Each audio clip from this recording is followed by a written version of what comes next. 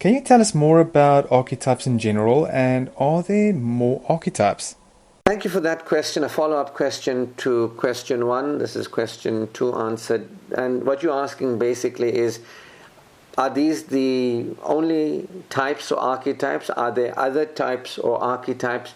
So let's talk a little bit about types or archetypes. So what are they? They are universal patterns of being and behavior.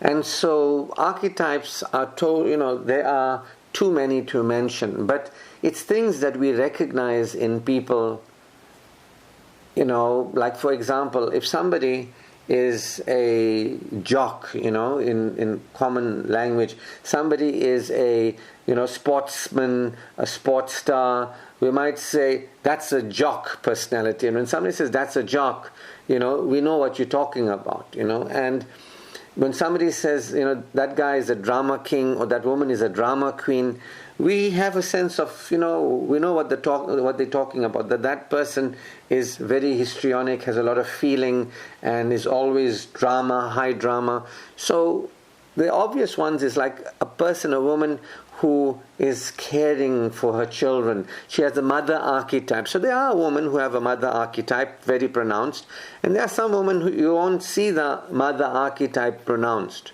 So it doesn't mean that you're a woman, you have a mother archetype, but generally, you can see the mother archetype the mother who cooks and feeds and attends to the children. You can see that mother archetype coming in there. And there are other archetypes that we have. Like, for example, I have a teacher archetype. I love learning and I love teaching. And so somebody's a natural born teacher. You can see, that guy loves the teacher. And you can see the guy as a teacher archetype. But sometimes you can see somebody is in the profession of teaching, but they don't have a teacher archetype.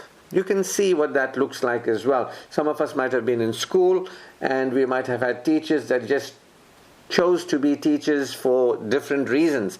Back in the day, teachers had subsidies for housing, and if you're a government worker, you had a lot of benefits. So people became teachers, but we're not really having a teacher archetype.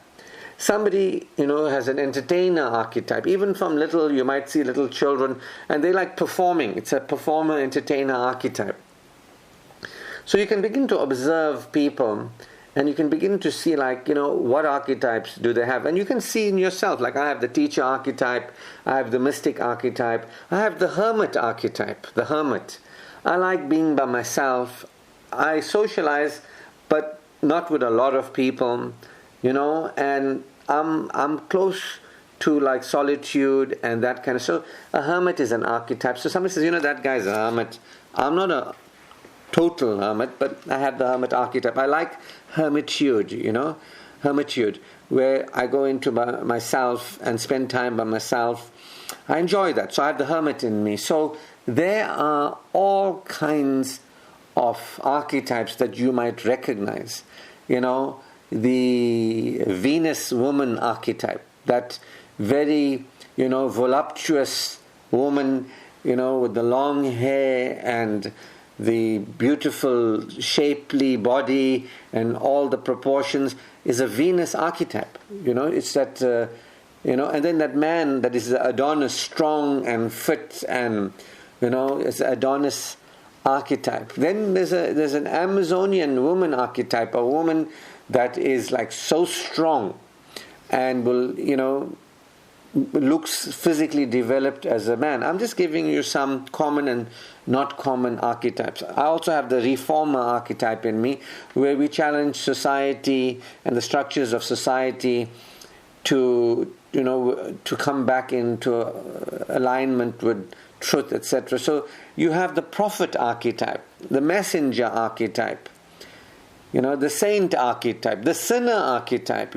Some people are out and out sinners, the con man archetype. So you can begin to observe in other people around you, what kind of archetypes are they identified with. And you can see it in yourself too.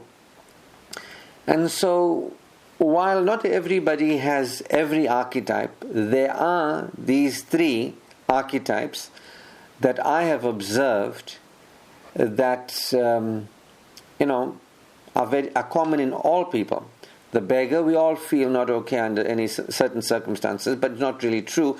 And we can go beyond that beggar, needy archetype to a believer archetype, a secure. So the believer is an archetype too. I'm not talking about just saying I believe because I accept certain belief systems, so I'm a believer. I'm talking about somebody who has faith and experiences that conviction in God, so when they walk, talk, live, act, their lives are very different. It's a believer archetype. So we can all, because we have beggar archetypes, we can all have believer archetypes. All human beings tend to have that ability. But if somebody is playing the evil genius, that's an archetype, the villain, the sinner.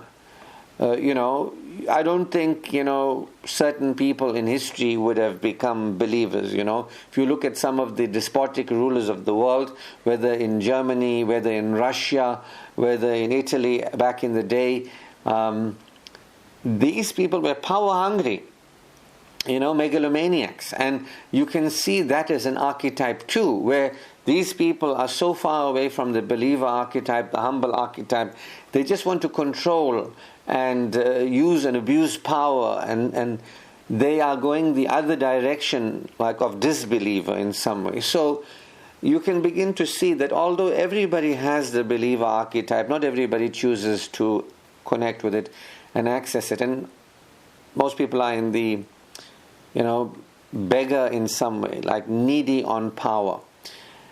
Although everybody has the adult archetype, that means you can, as an adult, operate in a way that benefits you, adds to your life. You can make a contribution to your life. But, the addict archetype kicks in. Another term for the addict archetype is the saboteur. The saboteur, the one who sabotages. So all of us have this kind of saboteur, the addict in us. And we can all go into the adult, going, beyond our powerlessness illusionary experience of powerlessness to power. So every time we sabotage ourselves, we're keeping ourselves from our adult power. So procrastination is self-sabotage. And all kinds of, like overeating is self-sabotage. We keep ourselves from experiencing ease and easy life. We keep ourselves from flowing and being fulfilled.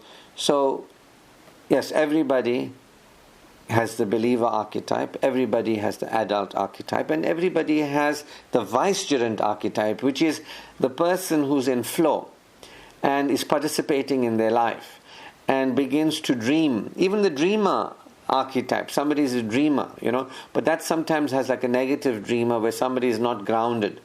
I'll talk to you a little bit about that just now, but everybody has the vicegerent archetype where everybody can see and feel into an alternate reality, be inspired and enthused and supported, and will be supported by universal intelligence to have the experiences they desire. But not everybody applies themselves in that way. So the last thing I'll say about archetypes is the immature versus the mature archetype. So I have a rebel in me. I rebel, I challenge. I told you I got a bit of a reformer, but also a rebellious reformer. And years ago, talking about decades ago, I was a rebel without a cause, or even rebel without a clue, So it was an immature rebel. I would just revolt, protest, demand change in the world, etc. But now I'm a more mature rebel. I'm not into revolution, I'm into evolution. So while before I blamed people and blamed the world and showed all the negativity in the world, but did nothing to support positivity, and I did nothing to support evolution, I was busy with revolution, I grew up. So we can have a mature expression of the archetypes. So now I'm a mature adult, rather than what I was telling you about, I'm a mature rebel, mature reformer, rather than an immature reformer. So somebody can be an immature mother, They'll like nurture everybody and anybody under any and all circumstances to the point where they would harm themselves. They would be people-pleasing, caretaking, martyring themselves. The martyr is an archetype, by the way. There are many of us who suffer for other people's, being okay. We suffer to help other people. That is martyrdom, a martyr archetype.